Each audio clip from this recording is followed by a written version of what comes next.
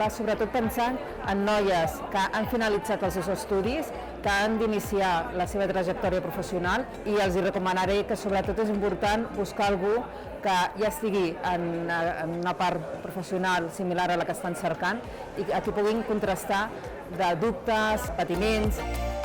Muchísimas gracias a las empresas que quieren colaborar con este hackathon. Tenemos a Welfare, tenemos a Diputación de Barcelona, es el segundo hackathon que hicimos en un Yo Madrid, funcionó perfecto. La única administración pública que estamos aquí apoyando a un grupo femenino, pero también apoyando a todos vosotros y vosotras para que lo hagáis lo mejor posible.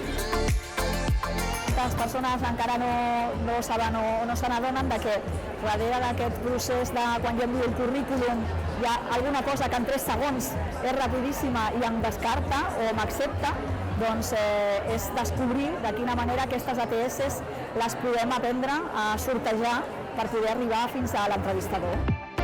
Hem 3 conferències que es diu Xaloc molt més que un web d'ofertes, on aprofitant un dels recursos que té la xarxa Xaloc, que és la web d'ofertes, que és una de les més visitades de la Diputació de Barcelona, el que fem és explicar la metodologia de feina que fem amb les persones que cerquen feina o que volen millorar la seva ocupabilitat.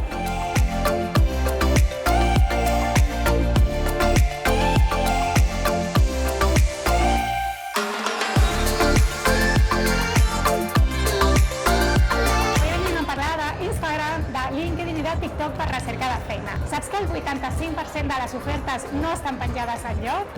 Per això la visibilitat en aquestes xarxes és tan i tan important avui en dia.